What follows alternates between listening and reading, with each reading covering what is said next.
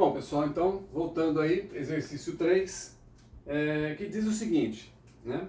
Três cargas pontiformes, Q1, Q2, Q3. Q1, Q2, Q3, com os valores de 2 microcoulomb, lembra que o micro é 10 a menos 6, 2 microcoulomb, Q2, 3 microcoulomb, negativo, e o Q3, 4 vezes 10 a menos 6, 4 microcoulomb, só que positivo, né?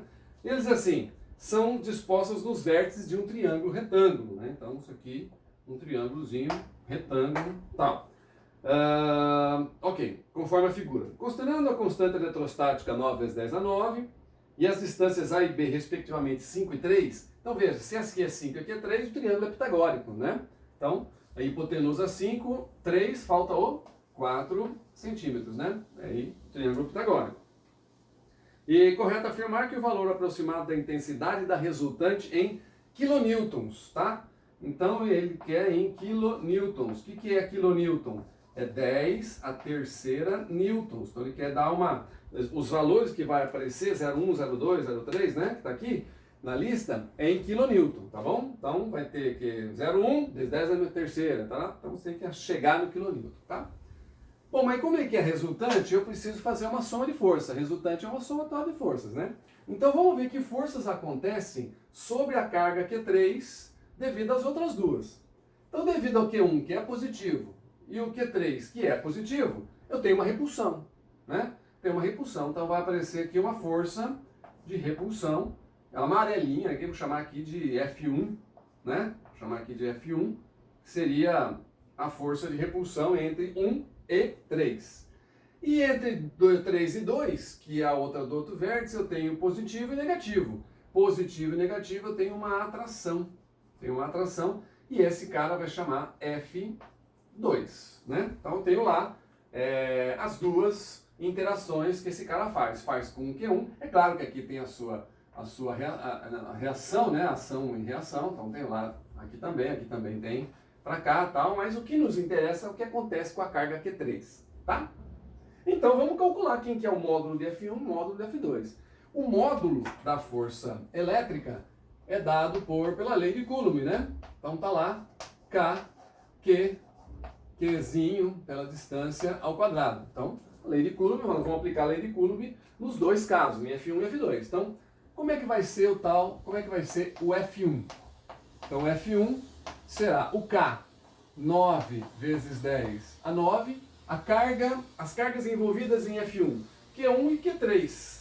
O Q1 vale 2 vezes 10 a menos 6, 2 vezes 10 a menos 6, e o Q3 vale 4 vezes 10 a menos 6, dividido pela distância, a distância seria a distância entre 1 e 3, né? Que é o 4.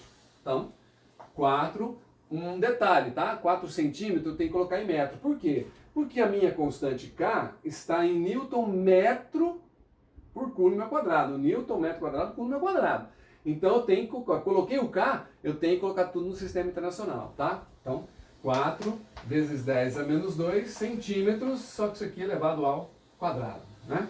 Então, quanto vai dar o nosso F1 aqui, ó? Nosso F1 será 9, 2 vezes 4, 8, né? Vamos colocar então 9 vezes 8, vamos fazer a potência aqui, ó, vezes 10. Menos 6, menos 12, mais 9, menos 3, dividido por 4 ao quadrado, 16.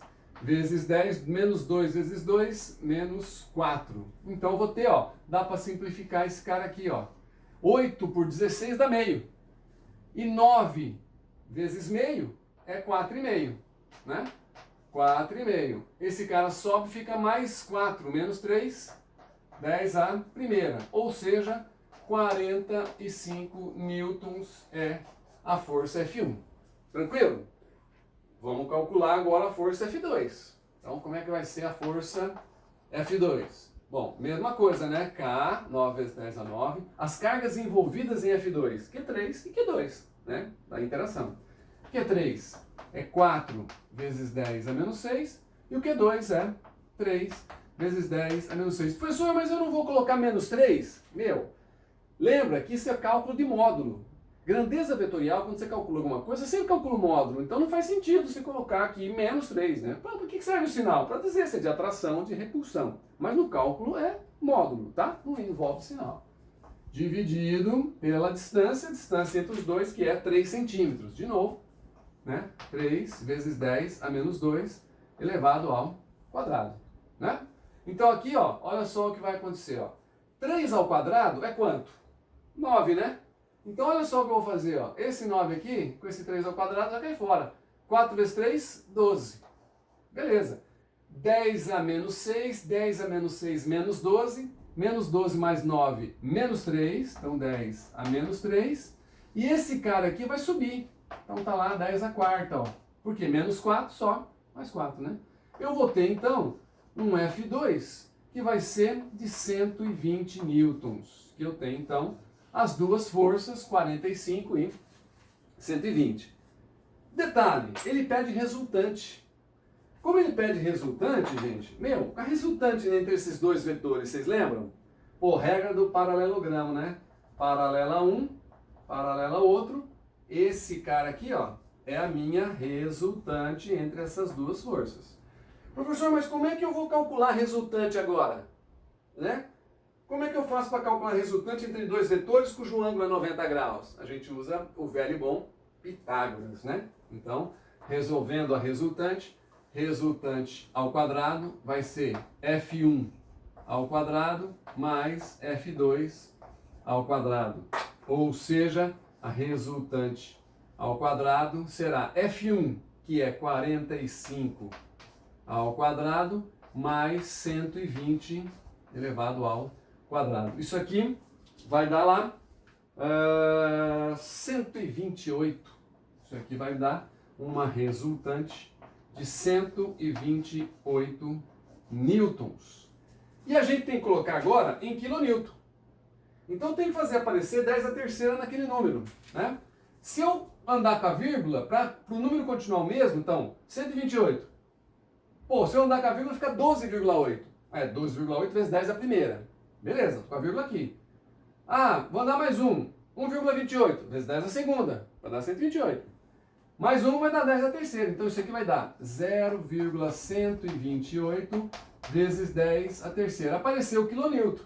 Então, a nossa resultante será de 0,128 quilo, que é o 10 a terceira, newtons. Tá lá.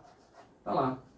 Pô, agora vamos só achar. Mas eu não tenho 0,128. Né? Eu tenho duas casas depois da vírgula. Então eu tenho que fazer uma aproximação. Como é que eu aproximo esse número aqui? Ah, se esse cara aqui, ó, eu quero tirar esse cara aqui, se ele for maior ou igual a 5, a gente tira e acrescenta 1 no anterior. Então 0,13 kN. E aí sim nós temos a resposta, que é o 0,2. Então, resposta aqui, 0,2.